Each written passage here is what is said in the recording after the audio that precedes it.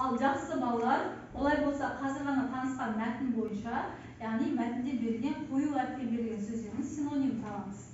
Мінекей сендерге көрсетіп қойдым тақтаға, яғни дескрипторы қарамен берілген сөздерді теріп жазамыз және сөздердің синонимін табамыз. Жылдам дәптерге жазып отырамыз, және де мен сұраған адамдар маған жауап беріп отырсын. Жарай ма? Менімен қатарласып дәптерге жазып отырамыз. Және де мен сендерді қоңыраумен бағалап отырайын жауап берген адамдарға. Бірінші, патшайым деген сөздің синонимі айта қойып жатыр. Патшайым. Жақсы, жарайсың. Екінші, қайтыс болады деген сөз аяқ айта қой. Дүниеден өтті. Жақсы. Үшінші, өздерін оқып айта қойыңызшы. Тәрбиелейді. Өсіреді. Жақсы. Келесі, Каусар айта қой. Қашып құтылған, қашып кеткен. Жарайды, жақсы. Келесі айта қой. Семсер, қылыш. Жақсы, жарайсың. Келесі айта қой. Халқына, халыққа. Жақсы. Келесі соңғы сөз мұнара деген сөз айта қой. Сағыш. Қандай сағым, я? Жақсы, жарайсыңдар балалар. Олай болса, өздерінің қоңырауларында сағаттың соңында маған санын айтасыңдар, я? Енді балалар, біз жаңағы оқыған мәтін бойынша мінекей сендер өздеріңді бір тексеріп алсаңдар болады, бар ма, дұрыс, я? Келесі, оқыған мәтінге, яғни кестедегі ақпараттың мәтінге сәйкестігін тексеріңдер деді. Дескрипторы кестеде ақпараттарды мәтін бойынша тексереді және дұрыс-бұрыстығын айтады. Жақсы, олай болса, бірінші берілген ақпарат дұрыс па, әлде бұрыс па? Аяқ бұл? Тұмар атақты сақ патшайым, бұл дұрыс. Жақсы, келесі. Оны жеңді, ол бұрыс. Жақсы. Келесі. Өзінен сұраған жоқ қой, айта қой.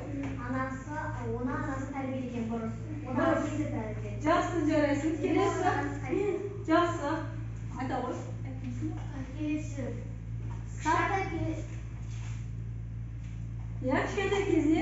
Кішкентай кезінен әкесімен бірге қамауда болған. Ол бұрыс. Бұрыс, жақсы. Келесі. Сақ елін басқарған. Ол дұрыс. Келесі соңғысы кім айтқан жоқ, үнжу айтқан жоқ, я? Айта ғой. Кем тұмарға елші жіберді. Ол дұрыс. Жақсы, жарайсың. Жақсы балалар, енді өздерінің қазір айтқандардың барлығын бір-біріне келісіп отырсыңдар, я? Яғни барлығы дұрыс, және де өздеріңді тексеріп қойсаңдар болады. Дұрыс па екен барлығы? Иә. Жақсы, жарайсыңдар. Олай болса, келесі бізде мұнда сендерге 3 бөлікке бөлінген мәтін берілді. Сендерге тағы да алдыларға мәтін берейін. Тез бір көз жүгіріп қараңдар. Тақтада да тұр.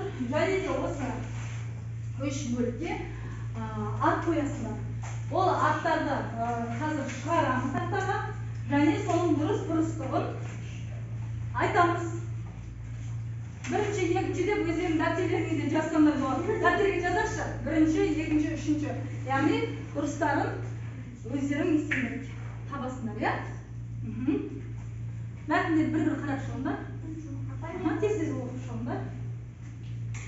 Сәйкестендіреміз. Бірінші, яғни дескрипторын мәтінді қазір тыныш мәтінді түсініп оқимыз және әр бөлікке дұрыс атауларын береміз. Бірінші, Еркен Нұр айта ғой. Бірінші, Тұмардың отбасы. Жақсы, қазір тексереміз, я? Екінші, кім ол айтқан жоқ ма? Айта ғой. Екінші, кішкентай жауынгер. Жақсы, үшіншісі айтпаған аяқ айта ғой. Кішкентай кердің жеңілуі. Кердің жеңілуі дейді. Ал тексерейік. Дұрыс па екен? Жақсы, жарайсың. Дәптердің жылдам жазып алыңдар. Бірінші, екінші, үшінші деп реттік қатармен, я? Реттікмен жазып алдық. Енді балалар, мен сендерге мұнда келесі әдісімді, яғни гүлден іздемін әдісі бойынша мұнда сіздерге сұрақ жасырып қойдым. Келемізді осы жерден сұрақтарды алып жауап береміз. Келе ғой, еура жауап берем дейді бірінші. Тездетеміз. Дауысымызды шығарып оқимыз. Мәтін кім туралы? Мәтін кім туралы дейді. Біз оқыған Томирис, Тұмар патша жайым туралы екен. Жақсы, жарайсың. Ала қой. Екінші, келе ғой. Мен мұнда сұрақтардың барлығына түсінікті болу үшін мұнда сұрақтарды шығарып отырайын, иә? Оқимыз. Тұмар ол кім? Ол сақ патшайым ма? Жарайсың, жақсы. Ала қой. Үшінші, келе ғой. Мұнда сұрақ шығарып қояйын.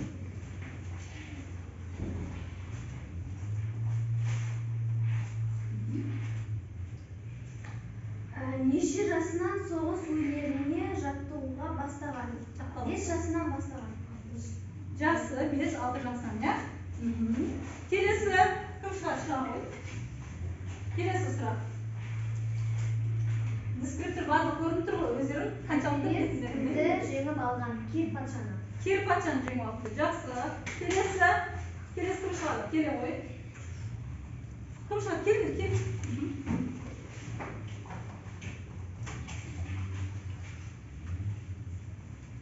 Сұрақтардың қалғандарын мынаяқтан көріп отырсаңдар болады.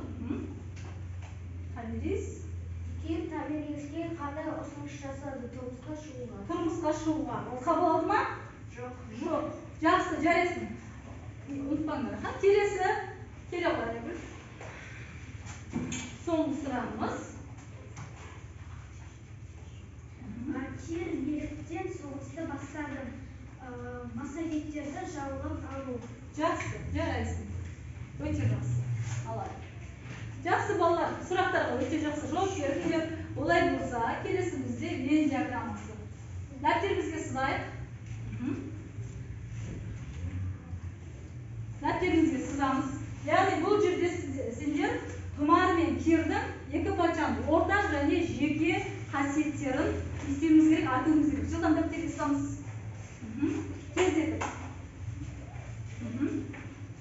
Тездетіп сызамыз.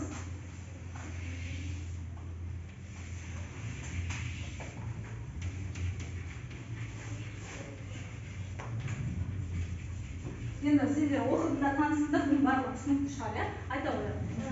Тұмар мен Кирдің үйлері, олар патша тағы да жауынгермен бастады. Жақсы, жарайсың. Бұл ортақ қасиет екен. Айта қой.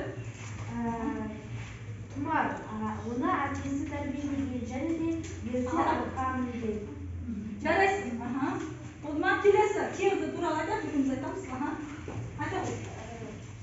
Елші жібереді, соғыс бастайды, күлкі салады, қарсы патшасы. Жақсы, жарайсыңдар. Бәрін жаздыңдар ма? Жақсы, жарайсыңдар. Олай болса балалар, келесі аяқталмаған сөйлем әдісі бойынша жылдамдатып мен сендерге кеспе қағазын жаратып беремін. Осыған бүгінгі сабақ бойынша өздерінің алған, яғни аяқталмаған сөйлем әдісі бойынша өздеріне ұнағаны, өздеріне қай жері тиімді болды, қандай нәрсе білдік, қандай нәрсе білгіміз келеді деген сияқты осыған тез жауап береміз. Жылдамдатамыз. Жылдамдатамыз. Айта қояйық. Қарап жүрсен айтсақ болады. Бүгін сабақта мен Тұмар патшайым туралы түсіндім. Жақсы. Ол туралы білдім. Тұмар жақсы екенін, жақсы қыз екенін көзімді жеткіздім. Бүгін сабақта қуантқаны Томирис ерте 6 жасынан бастап атқа мінген. Мен өзімді сабақта белсенді болғаным үшін мақтар едім. Маған ерекше ұнағаны Томирис соғыстарда жеңген. Сабақтан соң Томирис туралы тағы да басқа ақпараттарды білуге ойға келді. Жақсы, жарайсың. Мақұл, ары қарай. Айзере, жылдамдатамыз. Бүгінгі сабақта мен Тұмар туралы және оның Дауысын шығар. Ол мықты қыз екеніне көзімді жеткіздім. Бүгінгі сабақта қуантқан Тұмар кішкентай кезінен айналысқан және өте батыл екені мені өте қызықтырды. Мен өзімді сабаққа жақсы қатысқаным үшін мақтар едім. Маған ерекше ұнағаны Томирис өте батыл қыз. Мен бүгін сабақтан кейін Томирис туралы өте көп ақпарат білгім келеді. Жақсы, отыра ғой, өте жарайсың. Жақсы балалар, тапсырмасы 7-ші тапсырманы жазып аламыз. Және де балалар бүгінгі алдыларында қоңырауды көріп отырмын. Кім қанша алған, иә? Мен енді бүгін сендер жауап бергендерге байланысты, яғни формативті бағалау бойынша балаларымға айтып өтейін. Яғни ICF, Бақыр, Іңкәр, Аяру, барлығы жақсы, өте жақсы сабаққа қатыстық. Сендерге 10 балл қоямын. Ерке Нұр, Юра, Інжу сендерге 7 балл қоямын. Ал балалар, енді әрдайым сабаққа жақсылап дайындалып келейік. Барлығымыз орнымызға отырайық. Сау болыңыздар. Sağ olun.